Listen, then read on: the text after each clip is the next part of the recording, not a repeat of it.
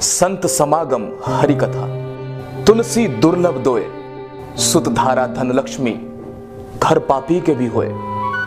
संत मिलन को चालिए, तज माया अभिमान, जो जो पग आगे बढ़े, कोटन यज्ञ समान। भारतीय संस्कृति में संत के समागम और हरि कथा को दुर्लभ माना गया है। एक पापी के घर पर लक्ष्मी रूपी पत्नी हो सकती है, लक्ष्मी खुद हो सकती है, लेकिन संत का समागम जरूरी नहीं। जैसे जैसे हम संत के समागम की ओर बढ़ते हैं, वो किसी यज्ञ से कम नहीं। संत जो चरित्र का निर्माण करता है, संत जो संस्कारों का निर्माण करता है, वो संत जो इस भारतीय संस्कृति की धरोहर है, जो मार्ग प्रशस्त करता है भगवान की तरफ बढ़ने का, भगवान को प्राप्त करने का, ईश्वर प्राप्ति का। लेकिन जब संत किसी षड्यंत्र का शिकार बन जाए या उसे षड्यंत्र का शिकारी बना दिया जाए, तो सवाल दर सवाल है, जवाब दर जवाब चाहिए, सिस्टम से, व्यवस्था से। कुछ ऐसे सवाल जिनका जवाब आज हम आपके सामने ला रहे हैं। आखिर क्रोथा कांड का सच क्या है?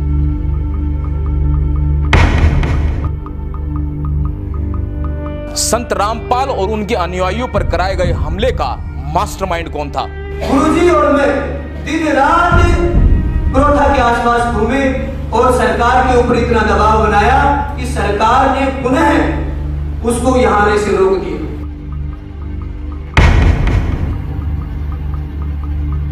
सतलोक आश्रम पर हमला होता रहा और पुलिस क्यों सिर्फ देखती रही?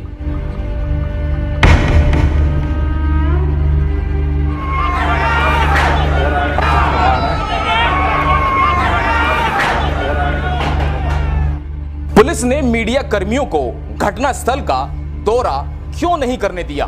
कैमरे छीनकर तोड़ दिए गए। हरियाणा के तत्कालीन मुख्यमंत्री ने हमला करने वालों को क्यों 50,000 का इनाम दिया? इसके विपरीत आश्रम के निर्दोष लोगों को जेल में क्यों डाल दिया गया?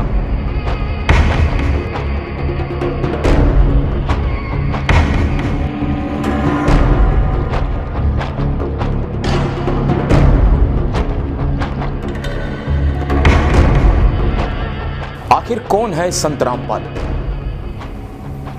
क्या है उनका उद्देश्य? सबसे पहले मैं आपको उनके जीवन से परिचय कराता हूं।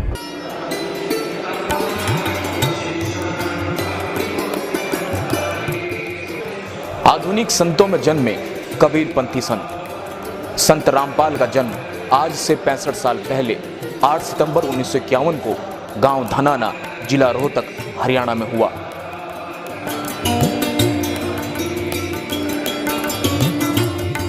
सन 1988 में आत्म साक्षात्कार पाने के बाद अपने परम पूज्य गुरु स्वामी रामदेवानंद से दीक्षा लेकर और भक्ति के मार्ग पर चलकर उन्होंने जन कल्याण के लिए अपना जीवन समर्पित कर दिया। उन्हें सन 1993 को सत्संग और सन 1994 को नामदान करने की अनुमति अपने गुरु से प्राप्त हुई। संत रामपाल का कारवां शुरू हुआ, एक ऐसा कारवां जो कबीर जी की मानवता के मार्ग पर होकर हरियाणा के कोने कोने और पूरे भारत में फैल गया। इसी के साथ कुछ लोगों को उनका फलना फूलना रास नहीं आया और फिर शुरू हुआ संत रामपाल पर झूठे आरोपों और साजिशों का सिलसिला।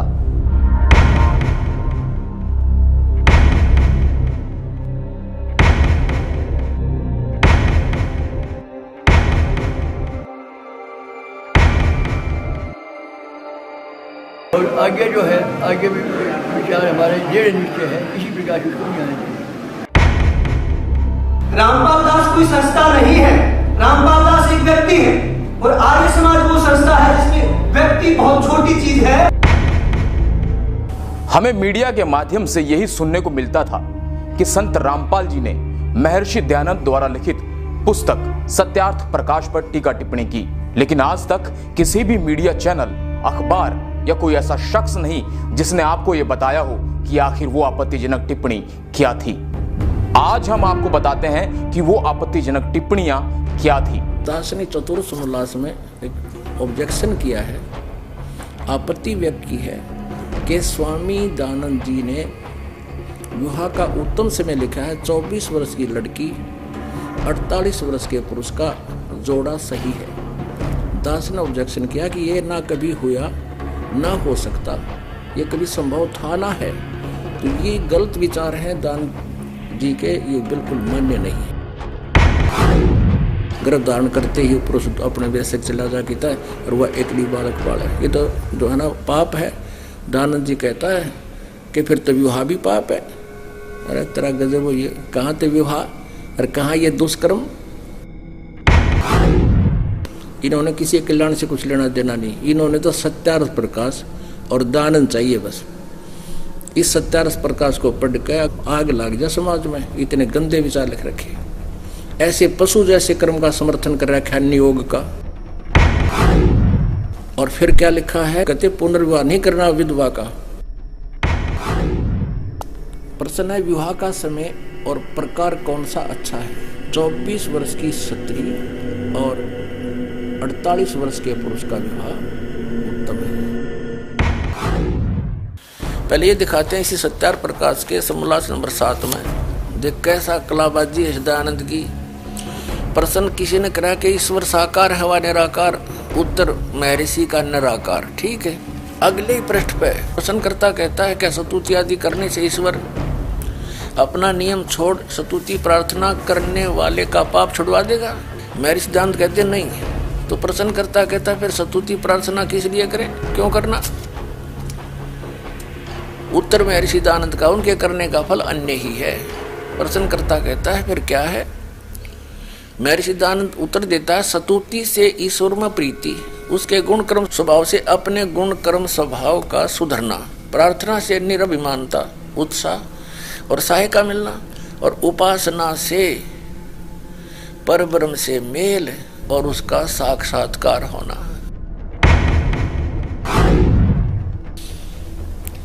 पहले पृष्ठ पे कह रहा है 154 पृष्ठ पे कह रहा भगवान निराकार है, और दूसरे पृष्ठ 155 पृष्ठ पे कह रहा है सामने ही कि उपासना से पाप तक कटे नहीं। उस पापग्रस्त प्राणी का, पापी प्राणी को भगवान का साक्षात्कार हो जाएगा, और साक्षात्कार फिर निराकार का क्या होगा। अब इसने खुद परमात्मा के ऊपर कटाक्ष कर दिया, और जिन्होंने भगवान मिला, नानक साहिब जी खुद देख कर आए सतलोक परमात्मा के साथ गैर वापस आए, उसको मूर्ख बता रहा है। महर्षि दयानंद सचमुच इतना बुद्धिहीन था, न उसको वेद ज्ञान था, न उसको खगोल भगोल का ज्ञान था, और न ही वो समाज सुधारक था। ये उनकी पुस्तकों में लिखा था, दास ने पढ़ा और आपके रूबरू कर दिया। उस भागीरथ पंडित जी ने वहां उनसे प्रश्न किया कि आप हुक्का पीते हो और समाज सुधार का ठेका ले रहे हो, क्या वेदों में हुक्का पीना लिखा है। और महर्षि दयानंद कहता है क्या वेदों में हुक्का पीना निषेध है, कहीं दिखा मुझे। अरे वाह मेरे से अपनी बकवाद को आगे डालने के लिए फिर वेद अड़ा दिए। वेदों में कहता, वेदों में न्यू भी इतना लिखा मत पियो न, फिर इसका मतलब तो भी ठेका ले रहा समाज सुधार का। कबीर साहब ने पत्थर पूजा आदि का बहुत खंडन किया।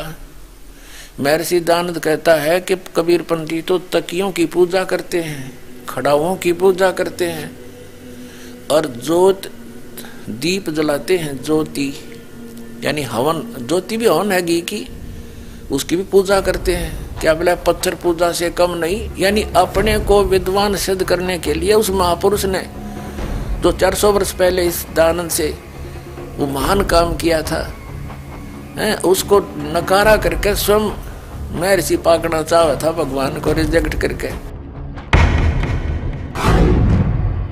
अपना आत्माओं ऐसे व्यक्ति को होए एक कौड़ी को लाल बनाकर सिर पे रख दिया, हमारे गठड़ी बांध के फिरे थे उठाए।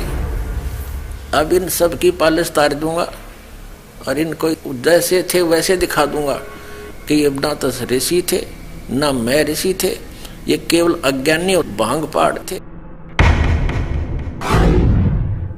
सन 1857 के स्वतंत्रता संग्राम में महर्षि दयानंद का कोई योगदान नहीं था।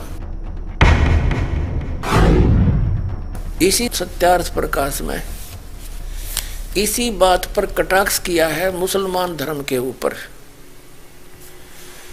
कि तुम्हारा खुदा क्या मनुष्य की तरह है जो एक स्थान पर रहता है, तो एक स्थान पर रहने वाला भगवान नहीं हो सकता। तो महर्षि दयानंद का जो अनुभव है वो उनके सत्यार्थ प्रकाश नामक पुस्तक में लिपिबद्ध है और वो टोटली वेद विरुद्ध है। तो ये महर्षि कौन से साइड पे था जो एक भी वेद से ज्ञान नहीं मिलता इसका और वेदों को सत्य मानता है। वो सत्यार्थ प्रकाश नहीं, वो सत्यानाश प्रकाश है। कितने जीवों का नाश कर दिया, अज्ञान भर दिया, नास्तिक बना दिए, राक्षस बना दिए।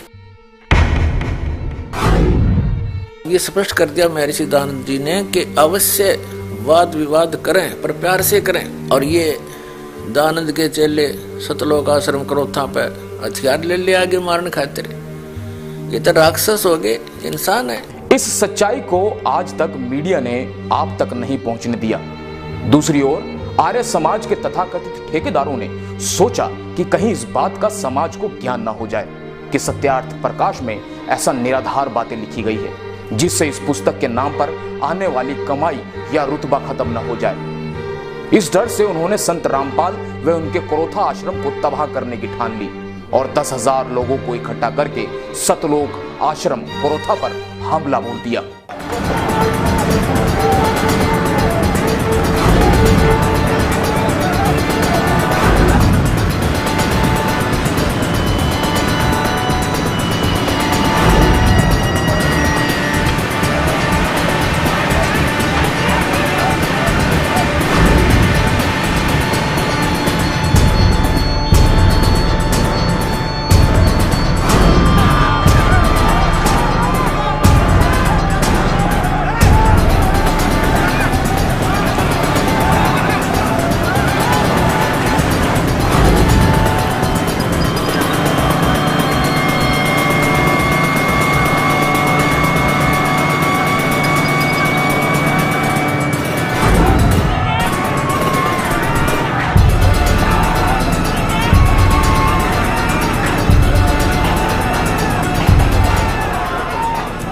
अब आपको दिखाते हैं किस तरह से सतलोक आश्रम पर कब्जा किया है और पुलिस मूक दर्शक बनकर अभी भी देख रही है।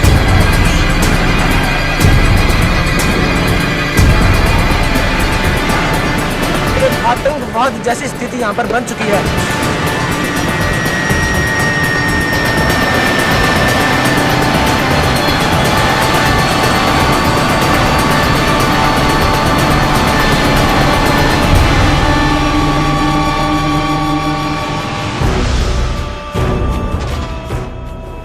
इस संत के ज्ञान का उत्तर ज्ञान से न देकर लाठी व बंदूकों से दिया गया।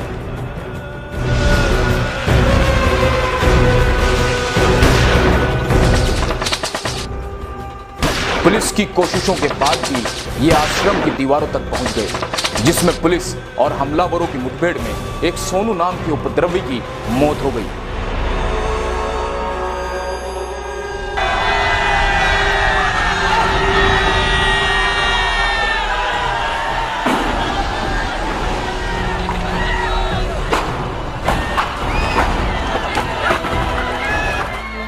अब आश्चर्य की बात यह है कि जिसके घर पर या आश्रम पर हमला किया जाए उसी को जेल में डाल दिया जाए और जिस व्यक्ति की मौत हुई उसका कसूरवार भी संत रामपाल जी को बना दिया जाए और सतलोक आश्रम क्रोथा को सील कर दिया जाए।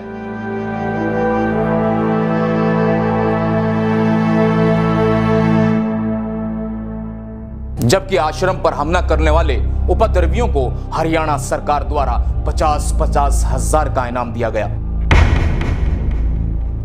हरियाणा सरकार ने सिरे से नकारते हुए अपने राजनीतिक स्वार्थ को सिद्ध करने के लिए आश्रम संत रामपाल को देने से इंकार कर दिया, जिस कारण हरियाणा सरकार पर अदालत की अवमानना का केस बना।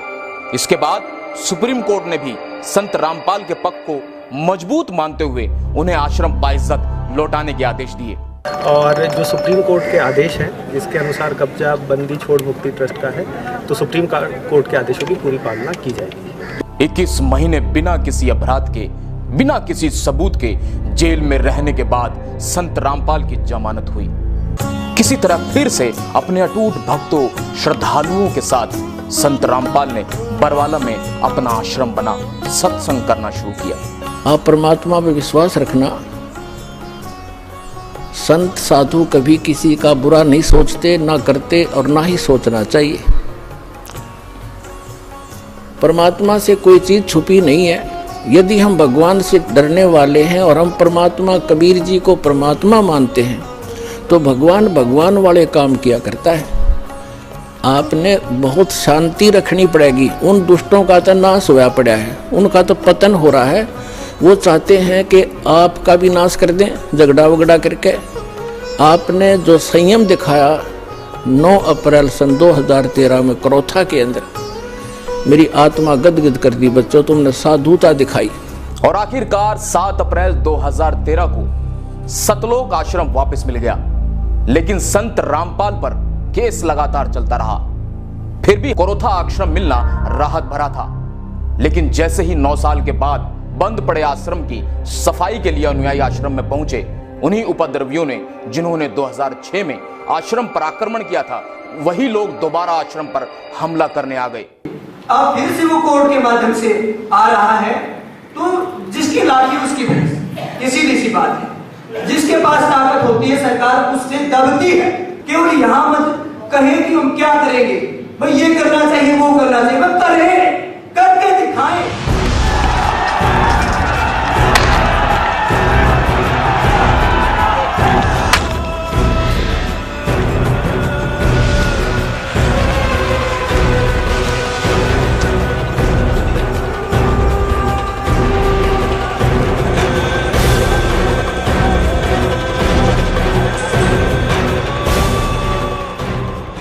चाहता हूं कि कोई अपने आप को आर्य समाजी कहने लग जाए, इससे वो आर्य समाज के लोग नहीं हो जाते। यदि उनके वाणी और चरित्र में वो बात नहीं है तो मैं उनको आर्य समाजी नहीं मानता।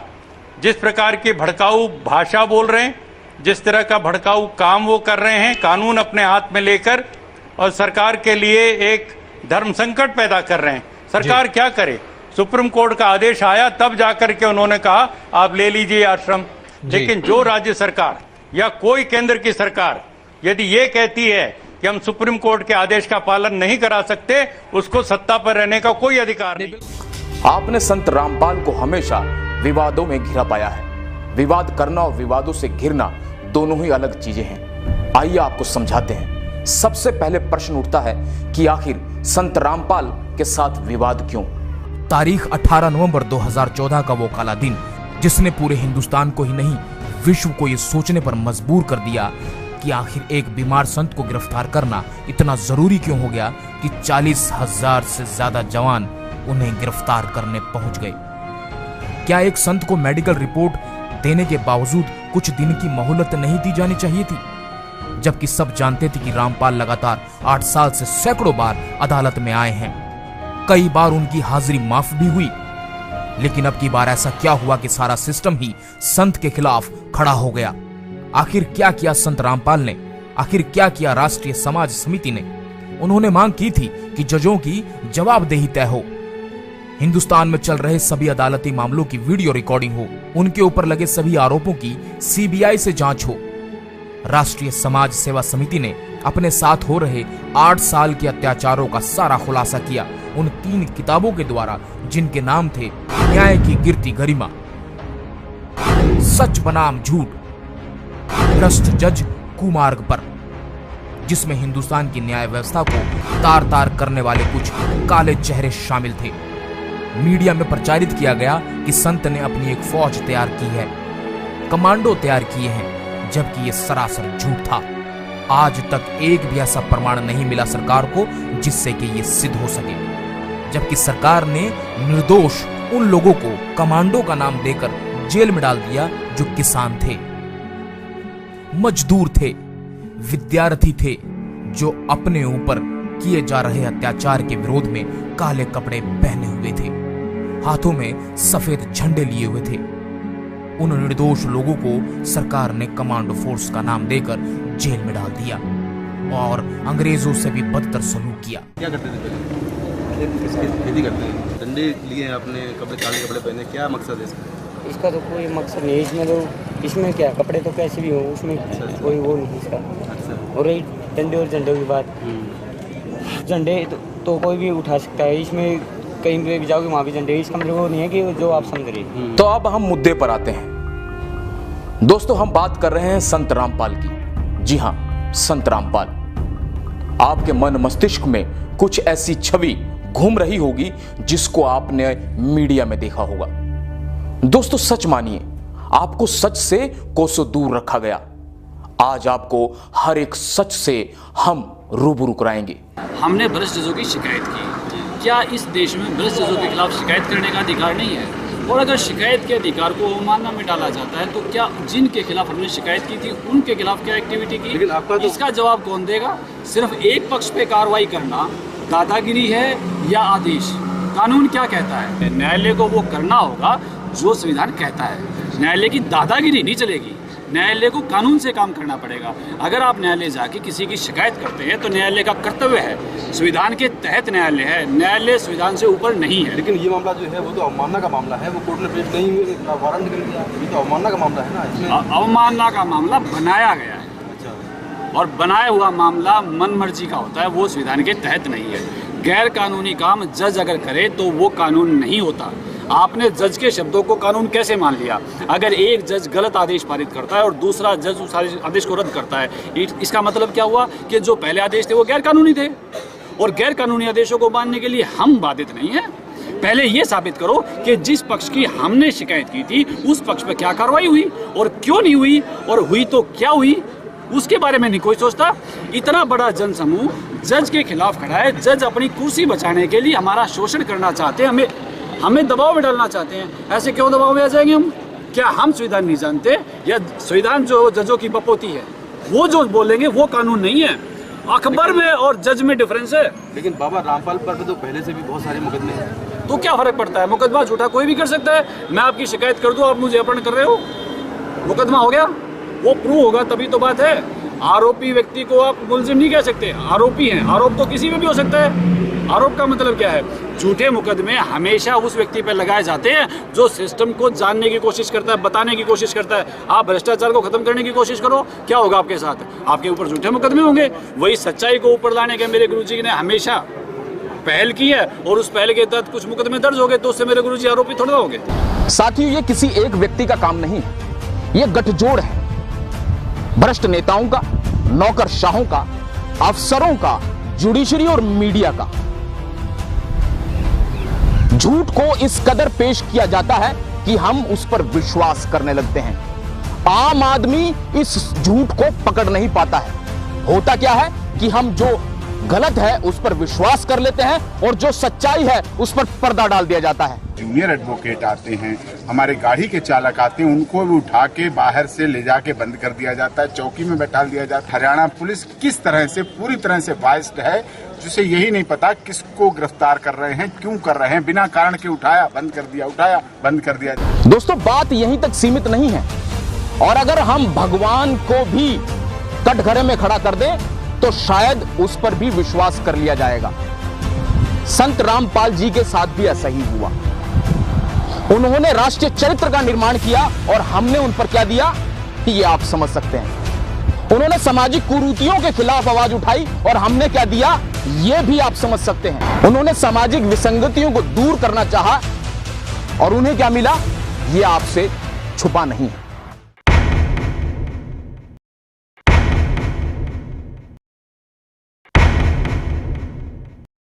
दोस्तों, हम आपको बताएंगे कि किस तरह सच्चाई को दबाया गया और संत रामपाल को बदनाम करने की कोशिश की गई।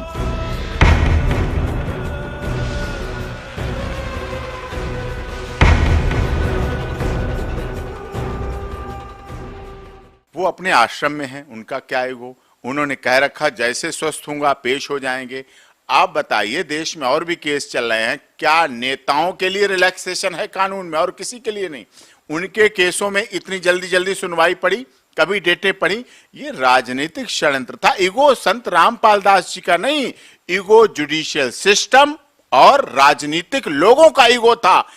लोकतंत्र का चौथा स्तंभ मीडिया, वो मीडिया जो हम सभी को सच्चाई की राह पर ले जाता है, सच्चे तथ्यों से हम सबको रूबरू कराता है। लेकिन आपको बता दूं उस दिन क्या हुआ। हम ये नहीं कह रहे हैं कि सभी मीडिया हाउस झूठ की राह पर चलते हैं, झूठ के पुलिंदे पर बंधे हैं।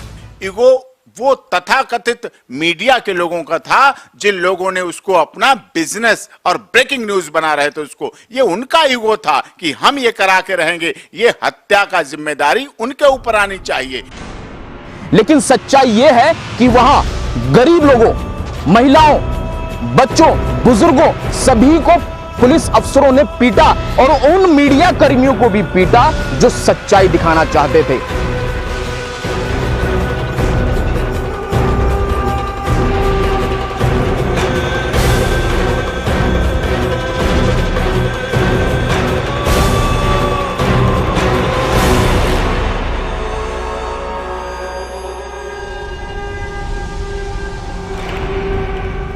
संत रामपाल के अनुयायी चाहते थे कि वह अस्वस्थ हालत में गिरफ्तारी ना दें, लेकिन संत रामपाल को भारतीय कानून और संविधान पर पूरा विश्वास था। तमाम सरकारी और गैर सरकारी डॉक्टरों की जांच रिपोर्ट में यह साबित हो चुका था कि संत रामपाल की तबीयत खराब थी। दरअसल उस दिन संत रामपाल अस्वस्थ थे, स्वास्थ्य ठीक नहीं था। उनके अनुयायी उनसे कहते रहे कि बाबा आप नहीं जाएंगे, लेकिन पुलिस और अनुयायियों को उन्होंने कहा कि मैं अपनी गिरफ्तारी देना चाहूंगा। एकाएक पुलिस बढ़ती चली गई, यहां तक कि सीआरपीएफ ने भी धावा बोल दिया।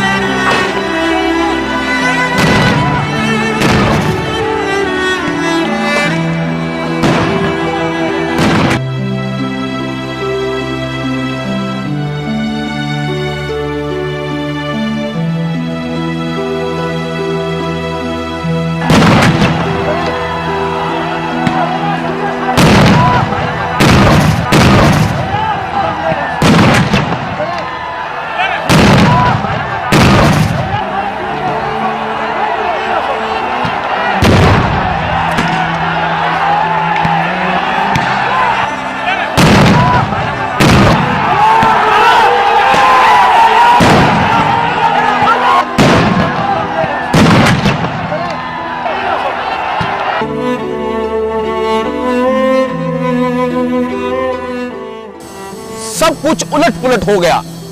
बच्चे, बुजुर्ग, यहां तक कि महिलाओं को खींच खींच कर बाहर लाकर मारा गया, पीटा गया।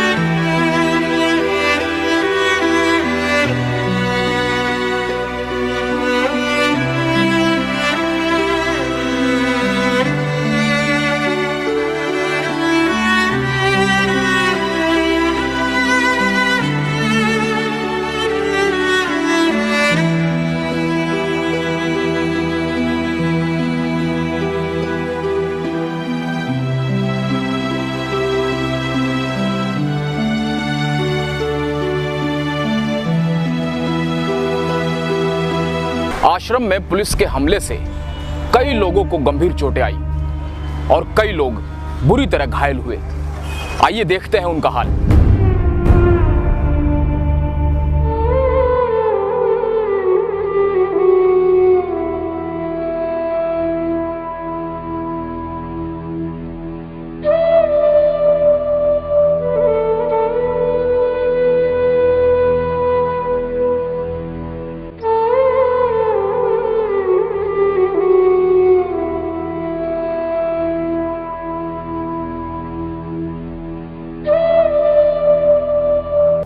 अब मैं आपको उन लोगों से मिलवाता हूं जिन्होंने अपनों को खोया, रूबरू कराता हूं उस दिन की हकीकत से। उनकी मौत पुलिस वालों के कारण हुई है। जो पुलिस कार्रवाई पुलिस ने की है आश्रम के ऊपर है, उसकी वजह से ही मेरी माँ की मौत हुई। पुलिस ने भक्तों की कोई नहीं सुनी, उनके ऊपर लाठीचार्ज कर दिया, आंसू गैस के गोले, पानी की बौछार कर दी, जिसके कारण 5 महिलाएं, 1 बच्चे की मौत होगी, उनमें से एक मेरी माँ है। हम लोगों का लाइट, पानी, बिजली सब काट कूट के बच्चे यहाँ पर सब तड़प के परेशान हो रहे। यहाँ पर कोई व्यवस्था नहीं, यहाँ पर मार मार के लट माइयों को गिरा के मारा। उसके बाद अब एम्बुलेंस भी नहीं आने दे रहे कि हम कहाँ ट्रीटमेंट करवाऊँ, क्या करवाऊँ, दम तोड़ दिए। पुलिस वाले आए, उन्होंने आंसू गैस के ऐसे जहरीले गोले छोड़े जिससे इनकी मृत्यु हो गई और हमने हाथ पैर जोड़े, बेहसे मत करो।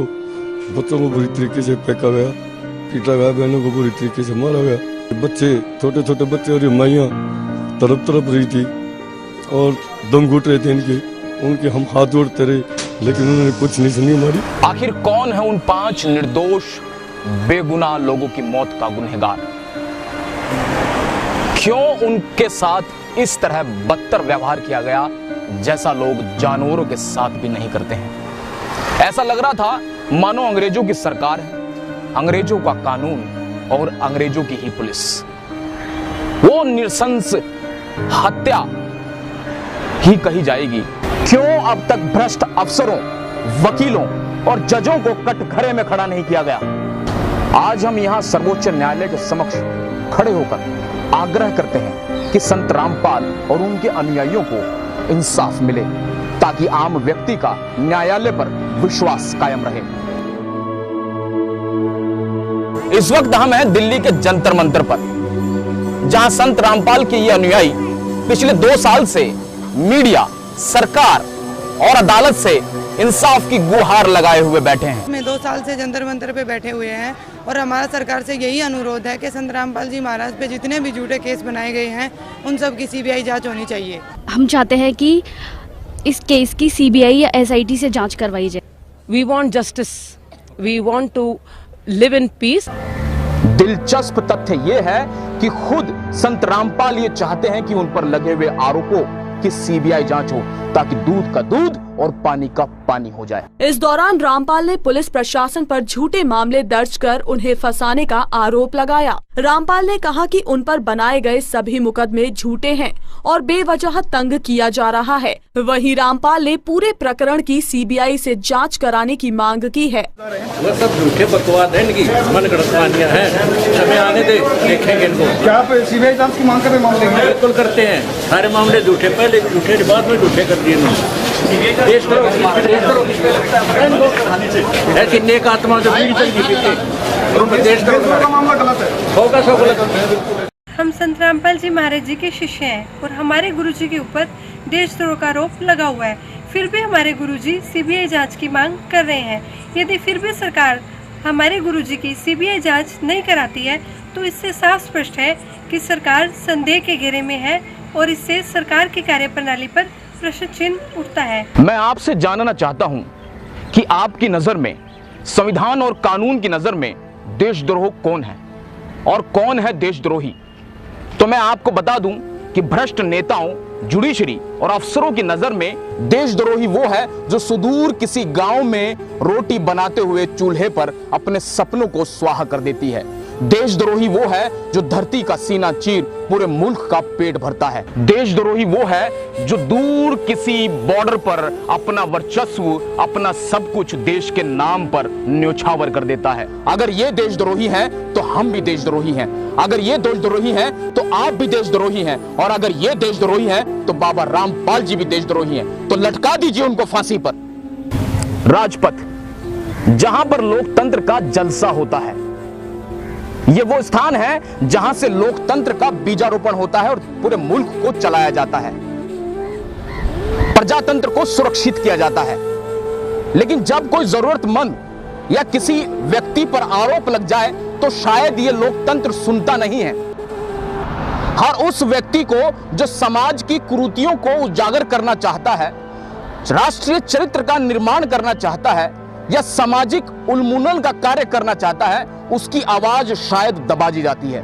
आखिर में कुछ सवाल हैं मीडिया से, सरकार से और न्यायालयों से कि संत रामपाल और उनके अनुयायियों को जमानत नहीं मिलनी चाहिए। एफआईआर नंबर 426 और 427 रजिस्टर्ड हुई, उसमें देशद्रोह का कोई नाम नहीं था, केवल ये था बंधक बना रखा जो आपने कहा। पुलिस ने उसी से स्टोरी बनाई, लेकिन उस एफआईआर की जो पर्चा कटता है उसमें ही पुलिस लिख रही है धाराएं 121, 122 जो देशद्रोह की धाराएं हैं उस 426 एफआईआर में लिखी जा रही हैं, जबकि 18 तारीख भी नहीं थी उस दिन, ना ये घटना हुई, ना कोई देशद्रोह की बात थी, ना कोई किसी तरह की बात थी, उसमें ही लिख दी। इसका मतलब है पूरा प्लान्ड तरीके से, पूरे तरीके से एक सीक्वेंस में 426, 427, 428, 429, 430 सारी एफआईआर एक सीक्वेंस में काटी गई। सब आपके सामने है। मेरी तरह आपकी आंखें भी भर आई होगी। जुल्म सितम का एक एक लम्हा आपके सामने पूरे सबूत, गवाहों और वीडियो फुटेज के माध्यम से लेकर आए हैं। प्रत्यक्ष को प्रमाण की आवश्यकता नहीं होती।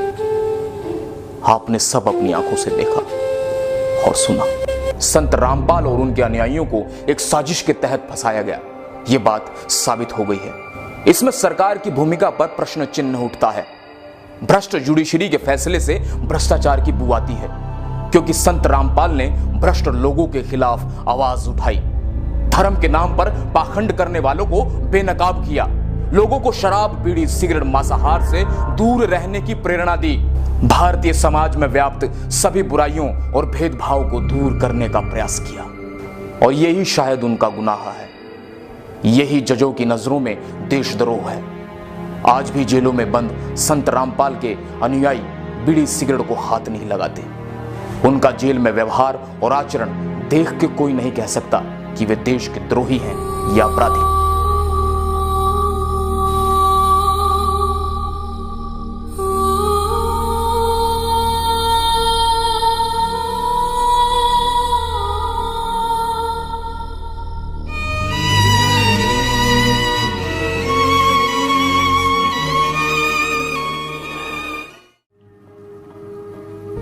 दोस्तों, मेरे साथियों, आपने एक एक तथ्य को जाना, सत्य को परखा, सबूतों को पहचाना।